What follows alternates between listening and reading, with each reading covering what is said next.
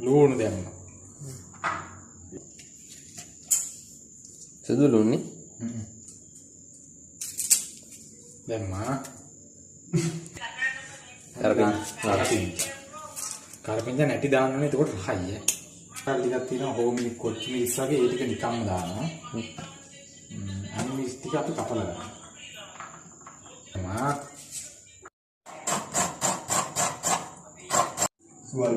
සුවල්පය.